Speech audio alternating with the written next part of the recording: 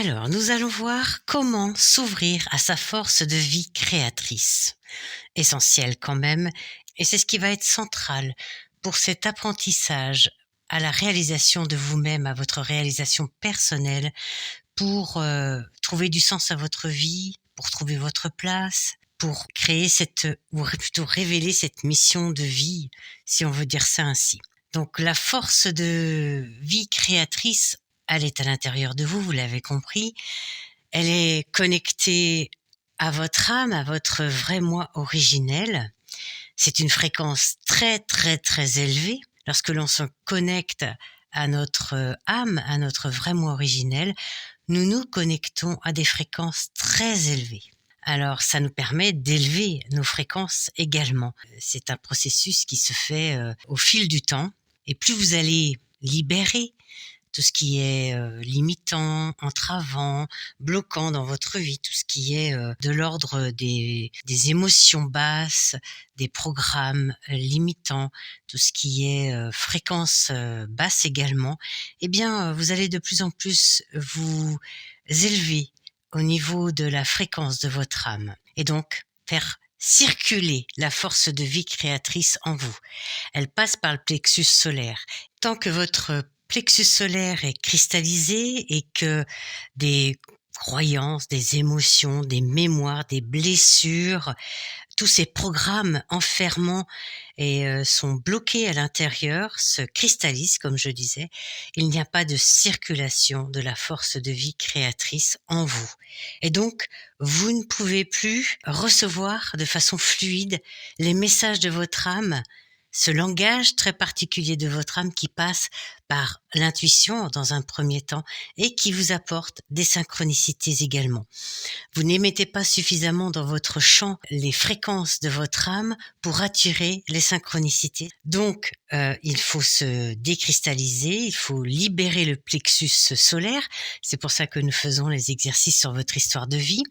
Et vous pouvez aller plus loin en vous libérant de croyances, de certaines mémoires transgénérationnelles, de certaines blessures que vous avez, de votre blessure d'incarnation qui peut aussi être bloquante et qui peut se révéler aussi durant ce processus. Si c'est le cas, je vous invite à revenir vers moi. Nous pourrons échanger sur ça pour pouvoir voir comment procéder pour vous en libérer complètement.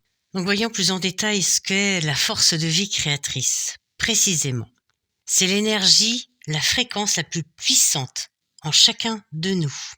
C'est l'amour et l'unité intérieure.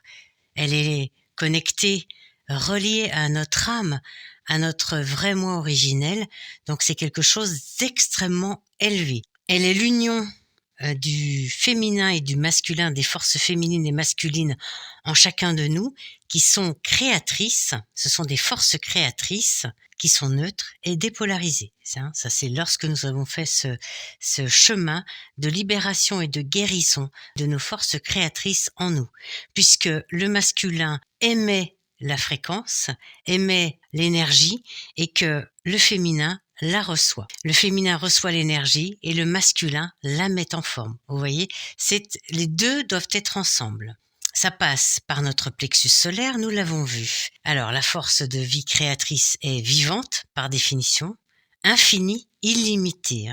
Elle est liée à notre vrai moi originel, à notre âme, à notre conscience la plus élevée.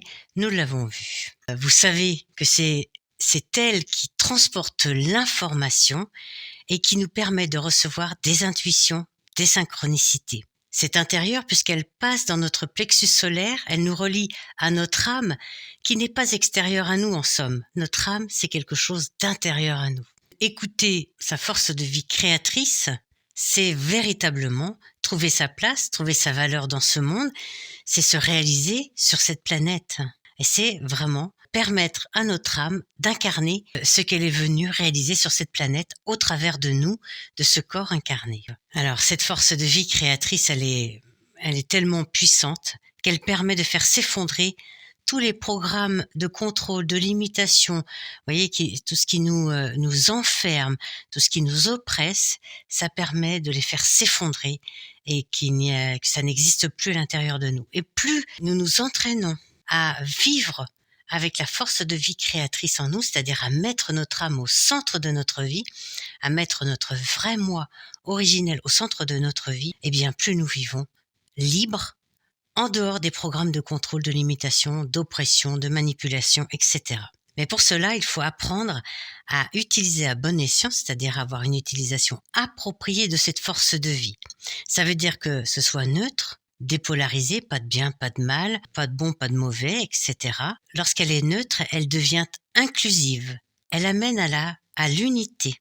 Et cela, c'est une aide précieuse et un soutien très très fort, important pour la réalisation de qui vous êtes sur cette terre. Elle permet de changer de perspective, parce qu'on s'élève un peu plus, on change d'angle de vue, on va observer en tant que témoin ce qui se passe, donc on n'est plus investi émotionnellement dans ce qui est en train de se passer. Pour cela, on revient à la notion du présent, de la présence et d'être dans son point zéro du cœur, ce qu'on va appeler le berceau de lumière. C'est également un champ des possibles infini, parce que cette force de vie créatrice, c'est un champ infini des possibles, puisqu'il est porteur d'informations et de connaissances. Et c'est une grande force en soi.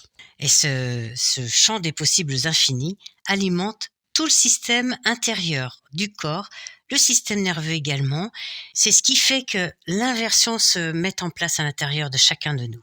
Lorsque votre âme vraiment originel, décide qu'une information est extrêmement significative, il envoie la fréquence à votre corps de l'intégrer et de l'absorber immédiatement. Donc ça fait un changement immédiat, comme pour l'intuition, c'est fulgurant.